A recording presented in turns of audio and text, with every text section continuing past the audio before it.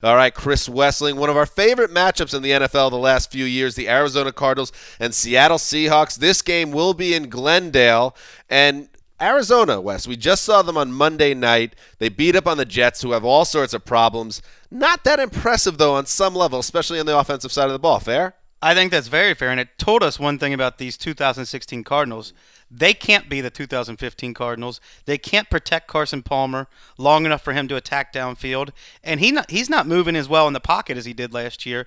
I think they have to be a David Johnson, Larry Fitzgerald offense, revolve around those two guys in a much more conservative attack. That's a little weird to me because, coming into last year when Carson Palmer was coming off his second ACL, if you would have told me that, I would have said, oh, well, that kind of makes sense. But he looked great in the pocket last year. How could anything change in how he moves as a quarterback this year? Father Time? Father Time. You're hitting me with a Father Time bomb. Science. All right. Science. And now he's got a hamstring injury. He's yet to practice this week, and his status is up in the air. If Drew Stanton plays, you really have to like the Seahawks defense in this matchup. Seattle's in a better position here record-wise. They're 4-1. Arizona got to 3-3 with one over the Jets. Seattle caught a break last week on that pass interference, non-call. But at the same time, the Seahawks, you're feeling good about the Seahawks right now. They're kind of where we expected them to be at this stage of the season. They caught a break, but the Falcons still would have had to get more yards to set up for a field goal. And for 3 of those 4 quarters of that game, the Seahawks flat out dominated. Michael Bennett and Cliff Averill up front were in Matt Ryan's kitchen all game.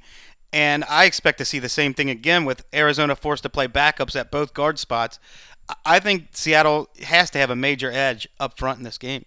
And Russell Wilson, he had the ankle and knee issues. He had the bye. He came back last week. What did you see from him last week? Does he look like Russell Wilson? No, it may be a while yet before he moves like his natural elusive self, but he's still a great passer, and he's making great decisions.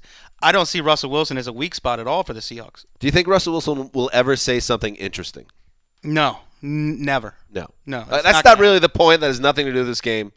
Just getting into it. Let's pick the game now. Seattle, Arizona. I'm excited to hear what Chris Wessling thinks about this one. What do you got?